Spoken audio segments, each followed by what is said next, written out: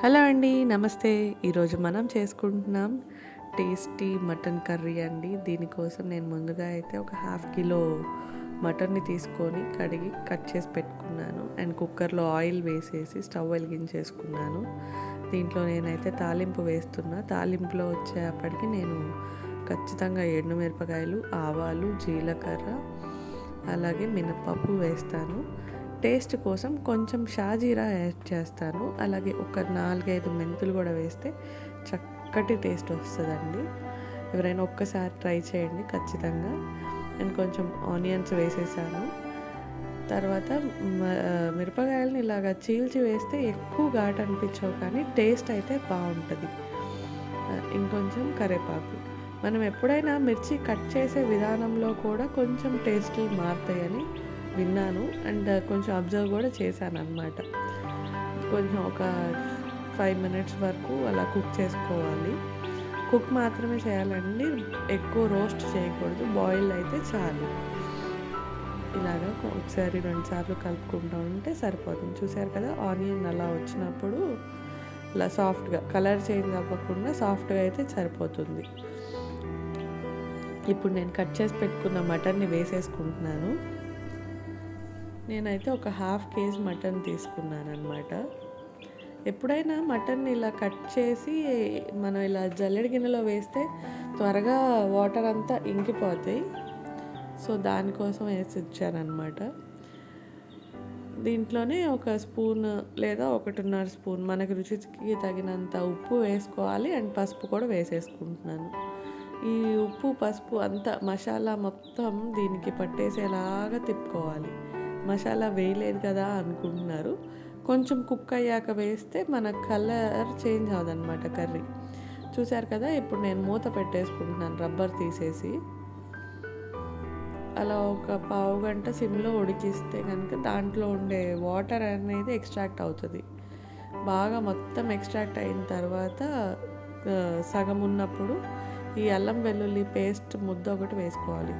ఎప్పుడైనా ఒక కిలోకి ఒక 100 గ్రామ్స్ అల్లం అయితే ఖచ్చితంగా తీసుకోవాలి.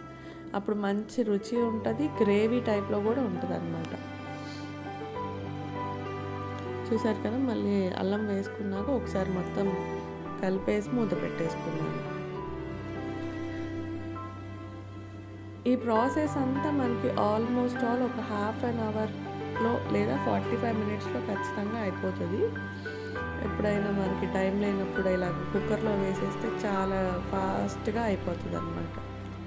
చూసారు కదా, ప్రతి ముక్కకి పట్టేలాగా ఆయిల్ కానీ మనం వేసుకున్న తాలింపు కానీ ప్రతిదీ పట్టేలా కలుపుకోవాలి. ఇప్పుడు వాటర్ కంప్లీట్గా అయిపోయిన తర్వాత ఇలాగ కారం వేసుకోవాలన్నమాట. దాంతోపాటు కొంచెం ధనియాలు, అలాగే లవంగాలు. దీంట్లో స్పెషల్ ఇంగ్రీడియంట్ ఏంటంటే గసాలు. ధనియాలు 2 స్పూన్స్, గసాలు ఒక హాఫ్ స్పూన్ సరిపోతుంది. అలాగే నా దగ్గర అయితే రెడీమేడ్గా మిరియాల పొడి ఉంది, చెక్క పొడి ఉంది, ఇంకా యాలకుల పొడి కూడా ఉందన్నమాట. సో నేను అవన్నీ వేయలేదు. ఇన్స్టెంట్గా నేను ఎప్పటికప్పుడు వేసేయకునే పెట్టుకుంటాను అనమాట. యాక్చువల్గా ధనియాల పొడి నేను ఎప్పుడు వేసుకొని పెట్టుకుంటాను, బట్ కొన్నిసార్లు అది అయిపోతుంది కదా, వాడేస్తూ ఉంటాం కదా. ఇలాగ మనం బాగా కలిపేసుకొని ప్రతి ముక్కకి గ్రేవీ అంతా పట్టేసేటట్టుగా కలుపుకోవాలి. ఎక్కువ వాటర్ అయితే అవసరం ఉండదండి, కొంచెం ముక్క మునిగేలాగా వాటర్ పోసుకొని ఇప్పుడు రబ్బర్ పెట్టేసుకొని ఇక మూత పెట్టేసుకొని సిమ్లో అయితే 8 to 10 విజిల్స్, అదే హైలో అయితే 10 to 15 విజిల్స్ పెట్టుకుంటే మంచిగా జ్యూసీగా వస్తుంది అన్నమాట. పీస్ మంచి టేస్ట్ వస్తుంది.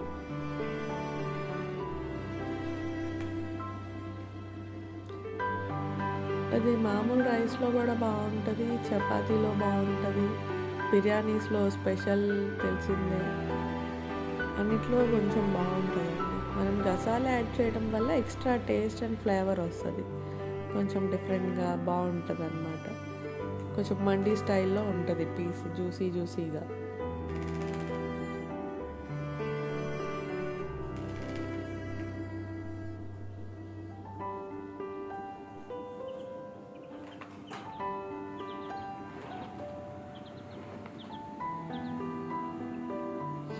చూసారు కదా, నేను ఒక 10 to 15 విజిల్స్ పైన రానిచ్చాను.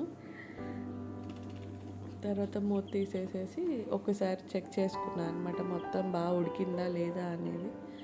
ఓకే అనుకున్నాక నేను ఇంకా కొత్తిమీర వేసేసి 1-2 సార్లు అలా కలిపేశాను, స్టవ్ ఆఫ్ చేసేసి. ఇన్ కేస్ మనకి వాటరీగా ఏమైనా అనిపిస్తే కనుక మనం మళ్ళీ సిమ్లో పెట్టుకోవచ్చు. ఒక 2 minutes సిమ్లో పెట్టుకొని ఒక 5 minutes హైలో పెట్టుకుంటే సరిపోద్ది.